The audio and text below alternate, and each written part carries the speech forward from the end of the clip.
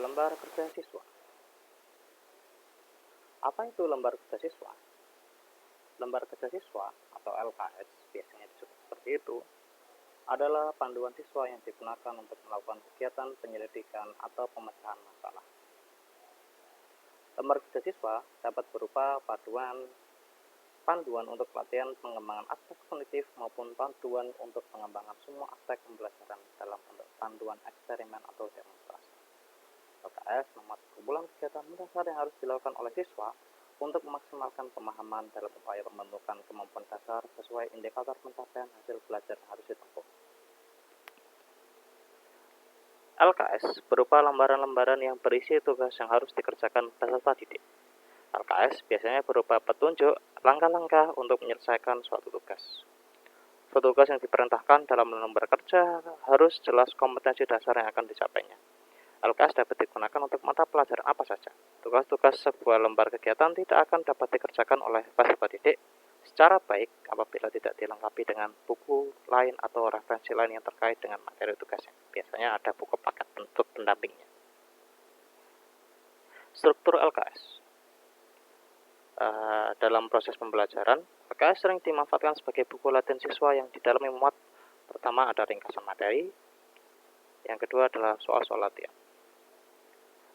Soal-soal latihan ini ada dua, pertama yang uraian, soal-soal subjektif, dan satunya soal-soal objektif atau fixed response item atau umumnya biasa disebut pilihan ganda. Soal uraian yang memberikan kebebasan peserta didik untuk memilih dan menentukan jawaban sendiri. Kebebasan ini berakibat data jawabannya bervariasi sehingga tingkat kebenaran dan tingkat kesalahan juga menjadi variasi. Hal inilah yang mendorong subjektivitas penilai ikut berperan menentukan dalam penilaian.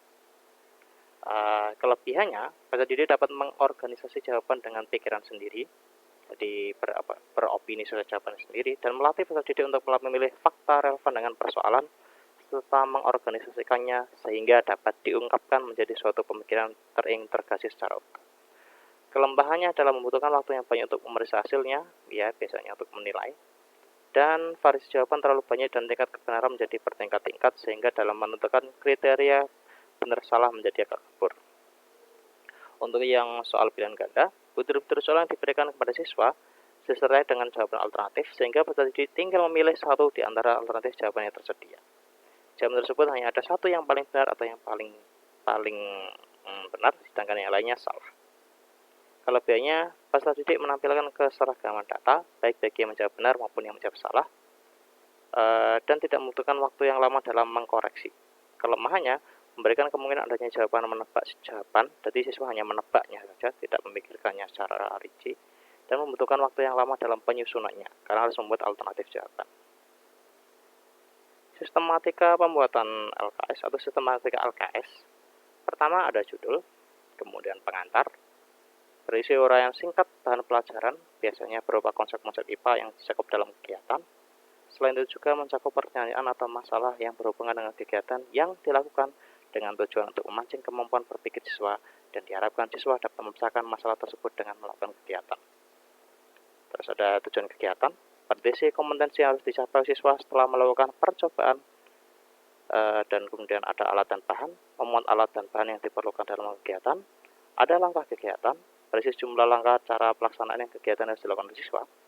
Ada tabel atau hasil pengamatan, berfungsi mencatat data hasil pengamatan yang diperoleh dari kegiatan. Ada pertanyaan untuk mengulang kembali tentang apa yang diamati pada saat melakukan percobaan, serta juga penuntun untuk menarik kesimpulan hasil percobaan, dan ada kesimpulan. Di bagian terletak biasanya terletak di akhir LKS. Ditujukan agar guru bisa mengetahui tercapai atau tidaknya kompetensi yang diinginkan pada tujuan karena kesimpulan menjawab tujuan. Manfaat LKS.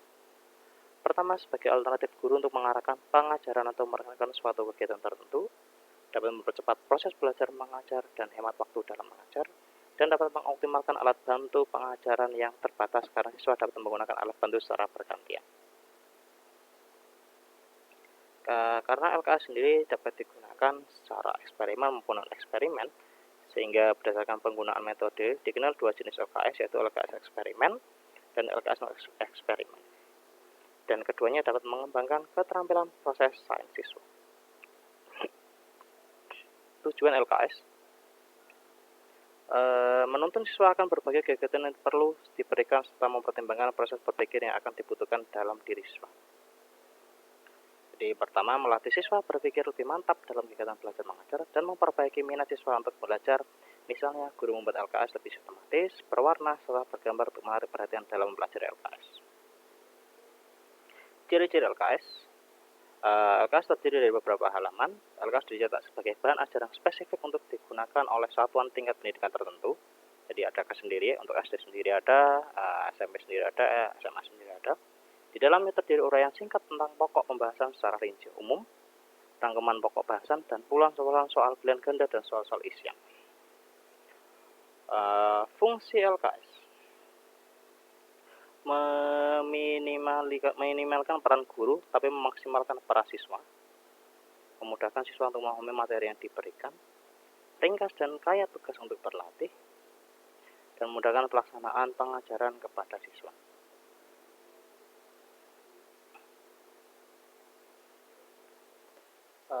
Selanjutnya ada macam LKS. Yang pertama ada LKS tak berstruktur dan juga LKS berstruktur.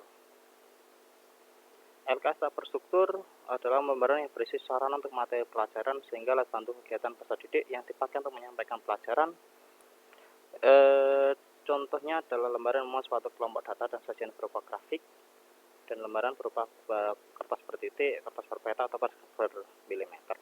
Dan ada LKS berstruktur, memuat informasi, contoh, dan tugas-tugas.